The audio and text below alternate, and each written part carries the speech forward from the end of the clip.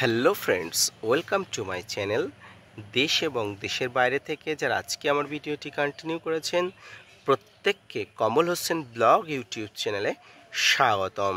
তো ফ্রেন্ডস, আজকে আমি আলোচনা করব সেপ্টেম্বর মাসের শেষ পর্যায়ে এসে আপনার ছাদ বাগানে থাকা কমলালেবু গাছের কী পরিচর্যা করবেন, কী ধরনের সার প্রয়োগ করবেন, পাশাপাশি এই সময় ছাদ বাগানে লেবু গাছের গোড়ায় কী ধরনের তরল খাবার দেবেন, লেবু গাছের পাতা হলুদ হয়ে গেলে কী ট্রিটমেন্ট করবেন, তাই নিয়ে থাকছে আমার ছোট্ট উপস্থাপনাটি। না স্কিপ করে কন্টিনিউ করবেন। কমলালেবু ছাদ বাগানের একটি গুরুত্বপূর্ণ ফল। এই ফলটি আমরা সবাই ভালোবাসি। আর এই মুহূর্তে আমার ছাদ বাগানে যে কমলালেবুটি আপনারা দেখছেন সেটি নাগপুর প্রজাতির একটি কমলা। এই কমলা গাছের পরিচর্যা বলতে আপনারা সবাই জানেন যে লেবু গাছে মূলত বছরে 3 থেকে 4 বার খাবার দিতে হয়।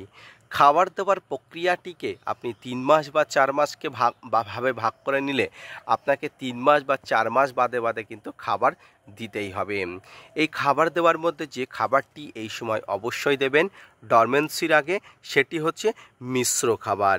এই মিশ্র খাবারের মধ্যে যে খাবারটি অত্যন্ত গুরুত্বপূর্ণ এবং অত্যাবশ্যকীয় সেটি হচ্ছে নিমখোল, শিংকুচি, হাড়গুঁড়ো, ভার্মিকম্পোস্ট, সর্ষের খোল, বাদাম খোল মিশ্রিত যে খাবার, অর্থাৎ যার মধ্যে ম্যাক্রো এবং মাইক্রোনিউট্রিয়েন্টে ভরপুর, সেই খাবারটি অবশ্যই দেবেন। কত পরিমাণ দেবেন? আপনার ছাদ বাগানের টবের আয়তন, গাছের উচ্চতা এবং টবের মাটির পরিমাণ অনুযায়ী দেবেন। বলা হয় টবের মাটিতে প্রতি 10 কেজিতে 200 গ্রাম করে খাবার দেবেন। তো এই মুহূর্তে আমার টবে মোটামুটি 20 কেজির কাছাকাছি খাবার মাটি আছে। এক্ষেত্রে আমি 200 থেকে 400 গ্রাম খাবার দিতে পারি। অলরেডি খাবার দেওয়ার প্রক্রিয়াটি কিন্তু হয়ে গেছে, কারণ গাছে কিন্তু ফল থাকলে ফলের এনার্জির জন্য, ফল বৃদ্ধি হওয়ার জন্য কিন্তু অবশ্যই খাবার দেওয়ার প্রয়োজন। আপনাদের গাছে যাদের ফল আছে সেটি মালটা, মুসম্বি, কিন্নু যে কোনো প্রজাতির ফল আছে, অবশ্যই গাছে কিন্তু এই মুহূর্তে শেষবারের মতো খাবার দেবেন। কারণ এরপরে ডরমেন্সিতে কিন্তু গাছে কোনোভাবেই খাবার দেওয়া যায় না। লেবু গাছের ঘুমন্ত সময়ে কিন্তু গাছকে বিরক্ত করা একদমই যাবে না। তাই ফল থাকাকালীন আপনাকে কিন্তু এই খাবারটি অবশ্যই দিতে হবে। এবার আসি লেবু গাছের পাতা হলুদ হয়ে যাওয়ার সমস্যা। লেবু গাছে পাতা হলুদ হয়ে যাওয়ার সমস্যা কিন্তু একটি সাধারণ সমস্যা, কিন্তু অতিরিক্ত হলে কিন্তু এটি মারাত্মক হিসেবে গণ্য করা হয়। দেখুন, এই মুহূর্তে যে পাতা হলুদের সিমটম আমার গাছে লক্ষ্য করছেন সেটি কিন্তু পটাশ, ম্যাগনেসিয়াম সালফেট বা এপিসম সল্ট বা নাইট্রোজেনের সমস্যা হতে পারে।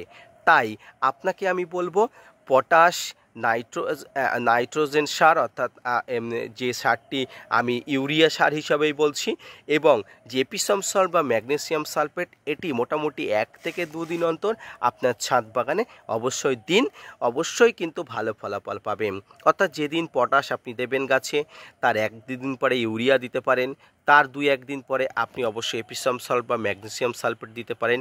এক্ষেত্রে পটাশ বলতে আপনি সাদা পটাশ ব্যবহার করতে পারেন, যেটাকে এসওপি বা সালফেট অফ পটাশ বলা হয়, এবং এপিসম সল্ট আপনারা জানেন অবশ্যই জলে দ্রবীভূত। তাই পটাশ ও এপিসম সল্ট একসঙ্গে জলে গুলে কিন্তু গাছে স্প্রে করলেও কিন্তু কোনো ধরনের ভুল হবে না। ছাদ বাগানে কমলালেবু গাছের পরিচর্যা, সার প্রয়োগ, পাতা হলুদ হয়ে যাওয়ার সমস্যা, পাশাপাশি এই সময় গাছে বিভিন্ন ধরনের সমস্যা হয়ে থাকে, যেমন গাছে ডাল শুকনো, গাছের বিভিন্ন ধরনের সাদামাছির আক্রমণ, গাছে ফাঙ্গাস এবং ব্যাকটেরিয়ার আক্রমণজনিত সমস্যার কারণে আপনাকে কীটনাশক এবং ফাঙ্গিসাইড ব্যবহার করতে হবে। লেবু গাছের ক্ষেত্রে সবসময় আমি বলি সাইপারমেথ্রিন গ্রুপের যে কোনো ভালো মানের কীটনাশক আপনাকে ব্যবহার করতে হবে।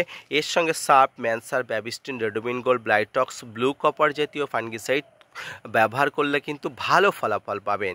তো ফ্রেন্ডস, এইভাবে লেবু গাছকে পরিচর্যা করুন, পাশাপাশি ফল ধরা কমলালেবু গাছকেও আপনি এইভাবে পরিচর্যা করুন। ছাদ বাগানে কমলালেবু গাছের পরিচর্যা, সার প্রয়োগ, পাশাপাশি বিভিন্ন ধরনের রোগ পোকার আক্রমণ থেকে প্রতিহত করার উপায় নিয়ে আজকের যে উপস্থাপনাটি কেমন লাগলো জানাবেন। পাশাপাশি কমল হোসেন ব্লগ ইউটিউব চ্যানেলকে সাপোর্ট দিবেন। আপনাদের জন্য প্রতিনিয়ত তথ্য নিয়ে ভিডিও বানাই। আপনারা যদি মোটিভেট করেন, ভিডিও বানাতে আগ্রহী হই এবং নতুন ভিডিও বানাতে উৎসাহী হই।